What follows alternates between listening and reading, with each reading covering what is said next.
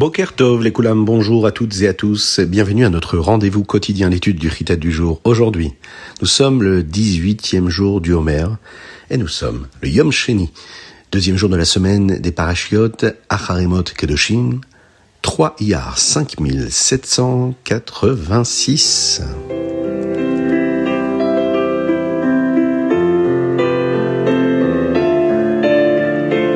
Le mois d'Iyar possède de nombreuses caractéristiques spéciales. Et voici 3 d'entre elles que l'on retrouve souvent dans les discours et les lettres du Rabbi de Lubavitch pour ce mois.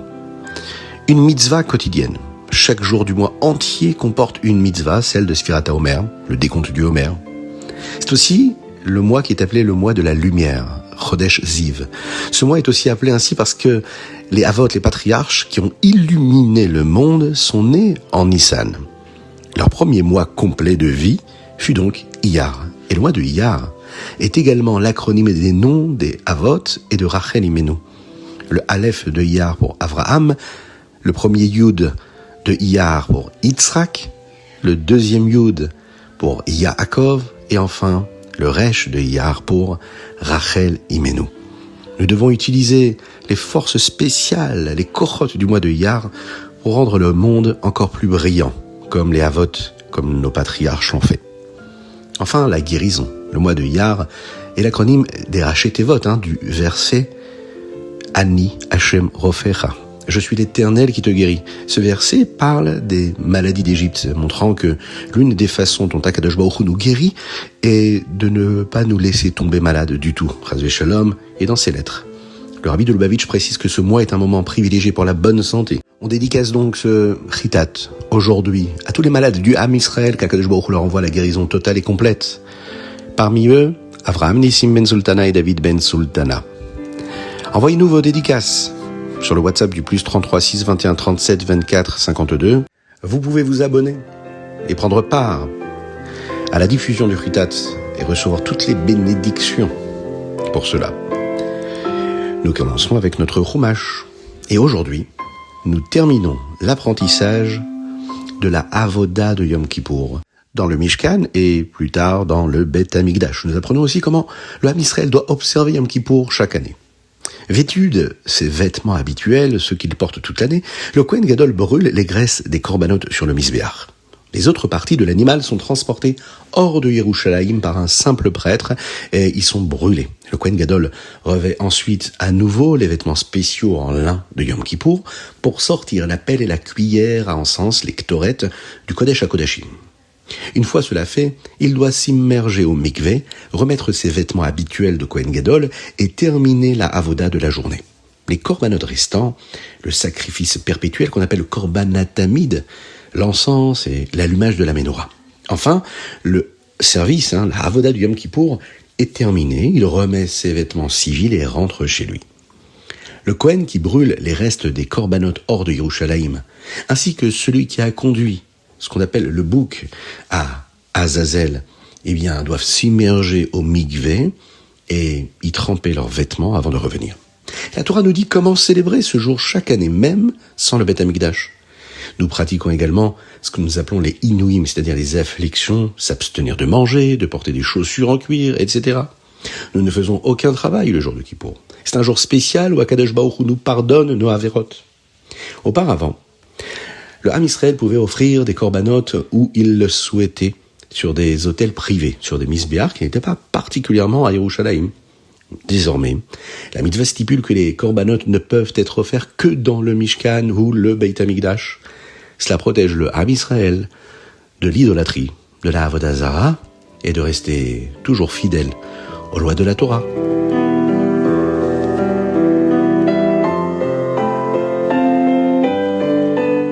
Teilim. Aujourd'hui, nous sommes le Gimel du mois de Iyar et nous lisons du chapitre 18 au chapitre 22, du chapitre Yutret au chapitre Chafbet. Et dans le Teilim d'aujourd'hui, nous trouvons ce magnifique verset. Hashamayim mesaprim kevotkel. Les cieux racontent la gloire d'Akadosh Baruch Hu. David Melech nous enseigne qu'en observant le monde, nous voyons la grandeur d'Akadosh Baruch Hu, ce qui nous pousse à le louer. C'est un concept du Tanya. Regarder le monde aide à acquérir la Hirat Shamayim, la crainte de Dieu, en se rappelant qu'Akadosh Baruch Hu est caché derrière toutes ces merveilles. Historiquement, nous l'avons vu à travers le Ham Israël lorsqu'il vivait parmi les nations du monde. On sait que le gouvernement russe avait imposé à un moment donné une nouvelle règle aux Juifs. Ils devaient porter une casquette avec une visière. Le rabbi Shlomo Zalman expliqua qu'il s'agissait d'un décret, d'une xéra du tsar qui visait à affaiblir la hirat shamayim des Juifs. En effet, regarder le ciel aide un Juif à penser à Akadosh Baruch Hu. Et la visière de cette casquette empêchait de voir facilement le ciel. En attendant cela, Rabbi Hillel Paritcher décida d'ignorer la règle et de ne jamais porter de casquette, quoi qu'il arrive.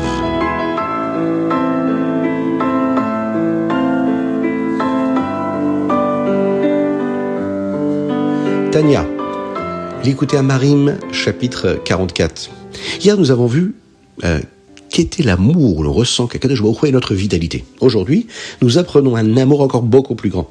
Celui où l'on ne pense plus à soi-même, mais uniquement à ce que l'on peut faire pour Akadosh Baruch Hu. C'est l'amour qu'un enfant ressent pour ses parents, prêt à agir pour eux sans aucune pensée pour lui-même. Le Zohar décrit cela comme le niveau d'amour de Moshe Rabbeinu.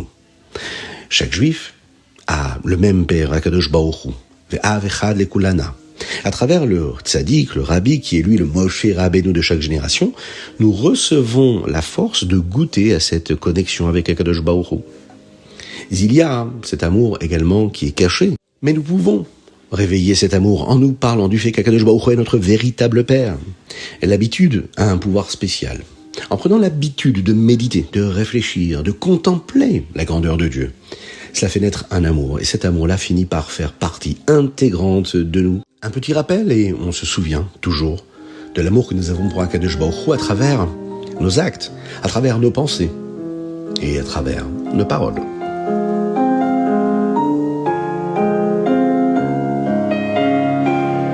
Ayom Yom 3 Iyar, 18e jour de Homer, Havdalah. Après le coucher du soleil le samedi après-midi, si l'on n'est pas déjà au milieu d'un repas, on ne doit même pas boire d'eau avant d'avoir entendu la Havdalah, c'est-à-dire après la Shkia. Nos actions, le Hayom Yom nous dit, dépendent de nos traits de caractère. Mais ce n'est pas la mida elle-même qui est bonne ou mauvaise, c'est l'intention derrière la mida. Et là on voit quelque chose de magnifique. Nous avons tous des traits de caractère différents. Nous avons des vertus plus présentes chez l'un ou chez l'une ou chez l'autre, et on pourrait penser qu'elles sont parfois négatives. En réalité, le Hayom Yom nous rappelle, il n'y a aucun trait de caractère négatif, il y a juste la façon de l'aborder et l'intention qu'il y a derrière ce trait de caractère. Une mida issue du bitoul, c'est-à-dire de l'effacement de soi pour Akadosh Baruch Hu est bonne. Une mida qui est issue de ce que nous appelons la yishut, c'est-à-dire l'ego, l'intérêt personnel, est mauvaise. Par exemple, la zrizout, la rapidité. La rapidité, le fait de courir pour ses désirs, c'est quelque chose de négatif.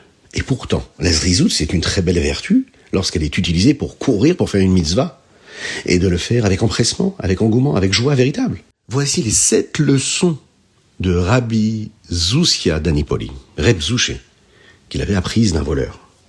Un voleur possède des traits que nous pouvons utiliser pour la Gdusha.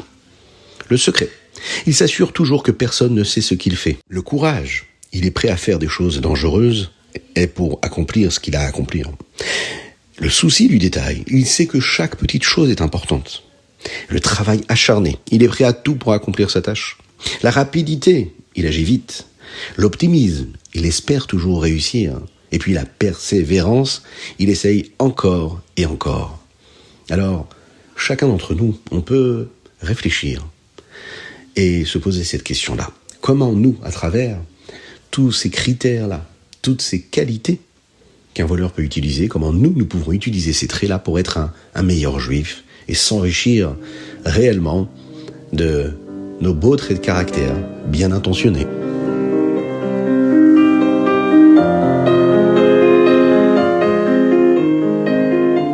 Rambam, aujourd'hui Hilchot Ishut, les chapitres 23, 24 et 25.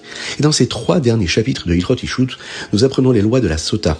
Une femme qui ne se comporte peut-être pas comme elle devrait, lorsqu'il lui demande de ne pas s'isoler avec une certaine personne, elle doit boire ce que nous appelons des eaux amères qui servent de test. Les détails seront vus plus tard dans Hilchot Sota. Il y a une très belle leçon que nous pouvons prendre de cela. Le Ham Israël est comparé à l'épouse d'Akadosh Baruch Hu. Hachem nous a donné des mitzvot. Il ne veut pas que nous agissions autrement.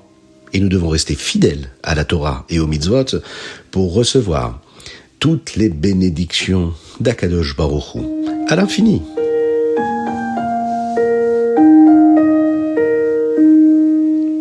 C'était le Chitat du jour.